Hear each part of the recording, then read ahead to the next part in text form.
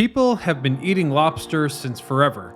In fact, evidence shows the bones and shells of crustaceans can be found in the prehistoric landfills of our earliest civilizations. But times were different, and people probably didn't eat this crustacean for pleasure, as hunter-gatherers had to take advantage of anything they found for survival. Remember, agriculture didn't exist yet, and they couldn't grow their own food, so crustaceans found on the coastline were extremely beneficial.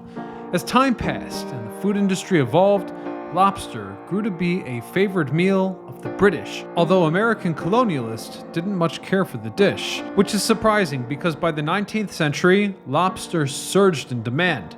This was the same time that the hot dog grew in popularity, and inevitably, the two merged a century later, creating what we now call the New England Lobster Roll. The soft breaded part of the lobster roll comes from the hot dog bun, which was created to hold the length of a hot dog sausage. While no one knows exactly when the lobster roll was created, it is said that Harry Perry whipped up the sandwich for customers at his restaurant in Milford, Connecticut, with evidence of that being exhibited in the 1927 menu. From there, it slowly took hold to define the culinary tradition of an entire region.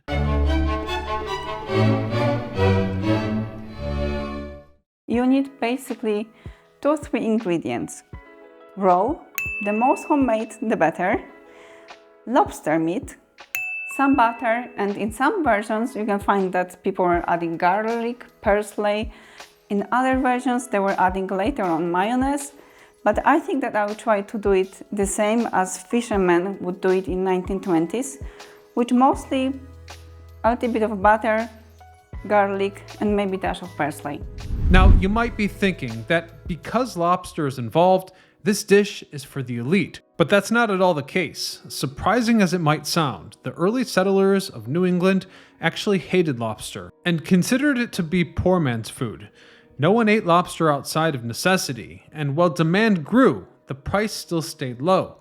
But by the mid-1800s, canning had become the most popular technique of preservation. Shortly after, with the rise of the railroad, people from far away could visit New England and try their unique food. Unlike the locals, travelers fell in love with the crustacean, and New Englanders didn't exactly tell the outsiders about their genuine disdain for lobster.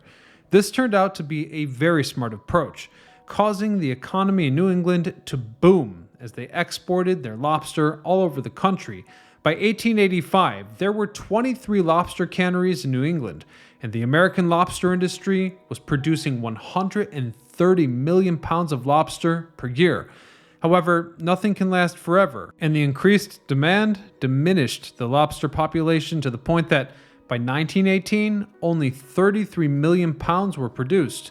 New, strict guidelines for lobster fishing were introduced, and many canneries picked up and moved to Canada, where they enjoyed loose restrictions. In the decades to follow, the price of lobster rose to the point where only the rich could afford it. And this is the lens through which we still see lobster, as a food only afforded by the rich. And that perspective was only exacerbated by the Great Depression, when almost no one could afford luxury goods. However, ultimately, when the economy stabilized, lobster exports grew larger than ever before. To offer you a little context on just how big the trade was, in modern times, the state of Maine alone exports over $336 million worth of lobster annually. Although there are strict laws for lobster fishing, Maine exports more lobster than all other lobster fishing states in the US, cementing itself as the lobster capital of America.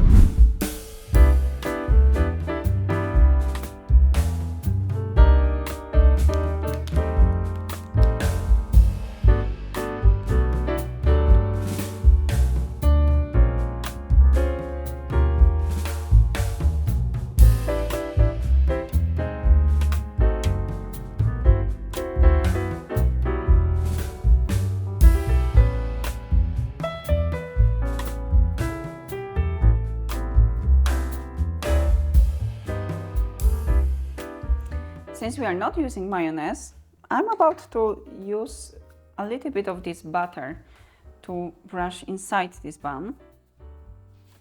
The butter is very infused with a lot of flavor of garlic and lobster.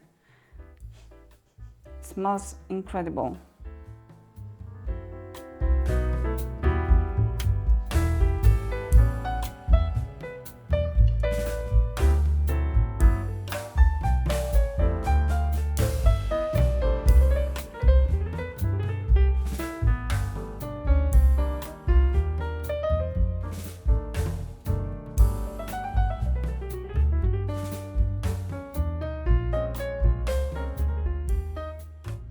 Let's talk more about why lobster had a bad reputation as a poor man's food.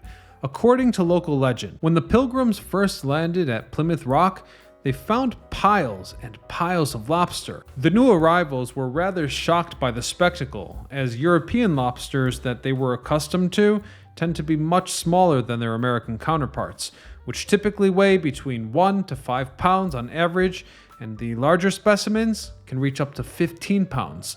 These lobsters were huge. Actually, in rare cases, American lobsters have weighed up to 40 pounds.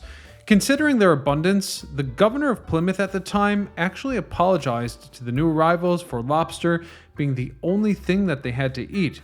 From the highest ranks to the lowest workers, there was nothing but distaste for lobster. It was known as trash food or poor man's protein, and was only eaten out of necessity. Its bug-like appearance didn't help either. In this period, lobster was usually cooked after it died, which was a grave mistake, leading to bouts of lethally sick men. Certainly, if you know anything about cooking lobster, then you know that the bacteria within the crustacean multiply rapidly after it dies. Cooking it alive, while cruel, solves this before it happens. And it wouldn't be until 1820 when the New Englanders found a solution, inventing the smack. In other words, a boat with a wet well that allowed living lobsters to be transported. There are two types of lobster rolls. The traditional Maine-style roll served as a cold lobster salad with mayo, and then there's the Connecticut style, served hot with melted butter. Both can be served with pickles and chips on the side. The typical ingredients of a Maine-style roll include meat from the claw, knuckle, and tail of a lobster, mayonnaise, lemon juice, salt and pepper, and a hot dog bun. To make it, you combine the mayo, lemon juice, and salt and pepper into a bowl, add the lobster, and voila. Lobster rolls are extremely popular in New England, especially Maine, but can also be found wherever lobsters are. The eastern shores of Nova Scotia, the Chesapeake Bay of Maryland, and the Outer Banks of North Carolina. They all have their own take on this delicious food.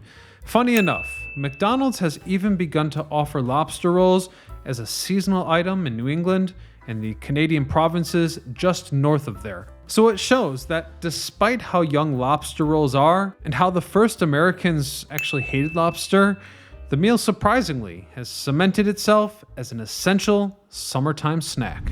So I do have American volunteer to try this lobster roll, and you have to tell me how does it taste because I've never tasted it in States. Sure thing. So I'll tell you off the bat that it looks incredible. I love how delicate the meat is. I love how it's garnished and the simplicity of the roll. It seems so very, very American. However, I want to change it up a little bit. What do you say you and I turn off the cameras, light a candle, and eat this together as a romantic date? Wow, that is going to be smelling very romantic. So guys,